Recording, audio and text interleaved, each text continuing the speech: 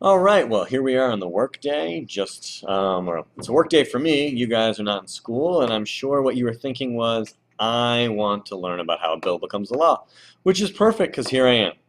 So, we've talked briefly in class about how a bill becomes a law. Basically, you need to have, or a bill has to be introduced. You have to have an idea for what the bill is, and we've talked about who writes these ideas in previous lectures. You need to find a sponsor. So one senator or one member of the House has to introduce the bill into each House. Then it is assigned to a committee, and the committee chair then generally assigns it to a subcommittee. The subcommittee then will go through the bill, they will edit the bill. It's called markup because they write on the bill, they mark it up. After subcommittee, it goes back to committee. Committee can edit it some more, then they vote whether they want to pass the bill to the floor. Again, so that means that subcommittee is really where the two places where a bill is likely to die is subcommittee and then committee. I would say subcommittee first, and then it would be more, and then after that it would be likely to die in committee. This is a common AP question, so that's why I'm going over this, that a bill would most likely die in subcommittee as opposed to committee. Now, the committee chair, whether they like the bill, they can assign it to a subcommittee where it is that will support it, or they can assign it to a subcommittee, or they might not like the bill and they never assign it to committee. But I'll go in a little more detail after that. It goes to the floor, except in the House where it goes to the Rules Committee first. Again, we're going to talk about that in a moment.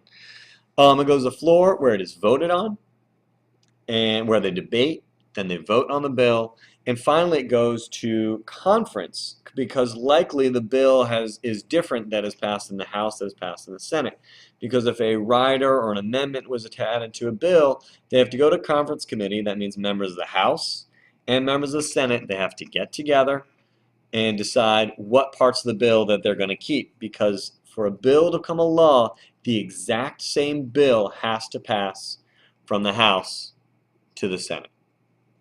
Okay, so how do members know how to vote? I mean, we've talked about that before. They've done research on the bill. It could be that they are,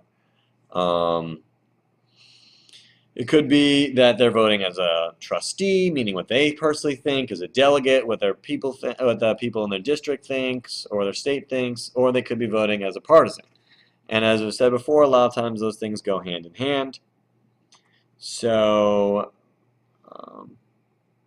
anywho, so they go hand in hand. Oh, I just totally lost this. Where did it all go? Bingo. Filibuster. All right.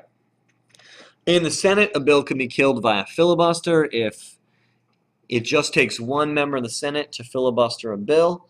That means that the senator talks endlessly to prevent the bill from becoming a law. That is, can only be stopped by a vote of cloture, or at least cloture, which is takes 60 people, 60 senators to formally end it. This cannot happen in the House. It can only happen in the Senate. That means to get things done in the Senate, it really takes 60 people to agree, which is a lot of the reason why, well, part of the reason why the government has not gotten a lot done. Actions by the president can veto a bill if both sides pass it. There's something called a pocket veto, which is the president doesn't formally veto it. He lets the bill expire after 10 days. And if the president refuses to sign the bill after 10 days, not including Sundays, and Congress is not in session, and that means that they're not in D.C. meeting, then the bill dies, and that's called a pocket veto. If they are still in session, the bill becomes a law. It's just the president refused to sign it. A bill can also be, if it is vetoed, a bill can be overridden. That would take a 2/3 vote of both the House and the Senate, and so even if the president vetoes it, then the House and Senate can override that bill. And then there's also something called a line item veto, which doesn't exist anymore. A line item veto is unconstitutional. It is when, under President Clinton was able to veto just parts of bills. So imagine that I secured $10 million of funding to protect the manatees, Clinton could have been like, veto the manatee funding. The problem with that was it was declared unconstitutional because it's basically the executive branch making a law. So imagine Clinton likes the military funding bill, but not my manatee edition. He's just approving the military. But by the same token, Clinton was able to just approve the manatee funding and cut the entire military bill. As a result, this whole thing was declared unconstitutional. So we're going to move on, and I'm going to show you a graphic of this process. All right, so here we have a graphic of basically what I just said. So a bill is introduced in the House and it's assigned to committee. It could also be introduced in the Senate first. They could start at one house, or it could start in the Senate. It doesn't really matter. It could start in the House or the Senate. But for simplicity's sake, let's just say it starts in the House. Of course, all tax bills must start in the House. The bill is assigned to committee. The chair then assigns it to subcommittee. The subcommittee studies the bill. They can mark it up. If the bill is approved, it goes to the full committee. The full committee considers the bill. They talk about it. They can make additions. Then if they pass it on, it means a majority vote. It goes to the Rules Committee in the House, which doesn't exist in the Senate. The Rules Committee looks at it. They decide people are allowed to talk for 2 minutes, 3 minutes. It's going to be an open rule or a closed rule. Open rule meaning you can add amendments. Closed rule meaning you can't. And then the House votes on the rules attached to the bill. If they agree to the rules designed by the Rule Committee, then they can debate and vote on whether the bill will be passed. Okay. At the same point, it has to go through the Senate. Same idea. Goes to committee. The chair then picks a subcommittee to send it to. The bill is edited in subcommittee. Subcommittee then studies the bill. If it's approved, the bill goes to full committee. Full committee discusses it, so forth and so on. Then it goes directly to the Senate floor. There are no rules. There's unlimited talk time, so filibuster could happen. And then House and Senate Conference Committee, meaning that it's a joint committee. They're members of the House and members of the Senate in the same room. They meet to discuss which version of the bill, how they're going to have a compromise bill. The compromise bill could be we're using the House bill. The compromise bill could be we're using the Senate bill. The compromise could be we're taking elements of both.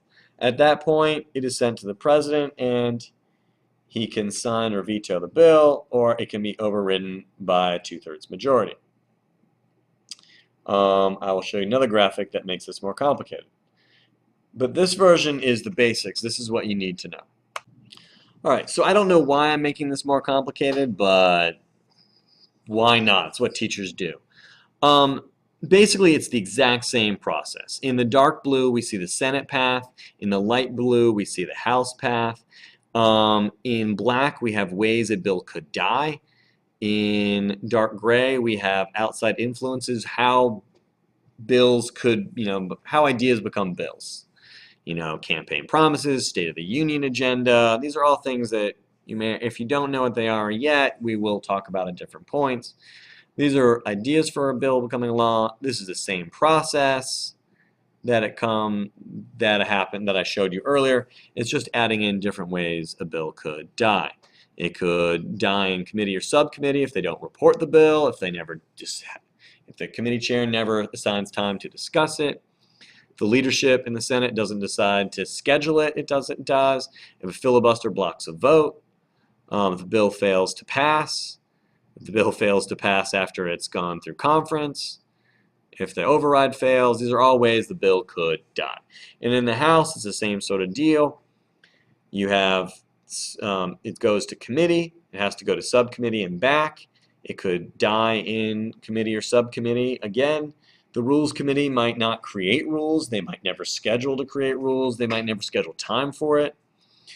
The motion passed. Basically, bill fails to pass. All these are ways that a bill could die.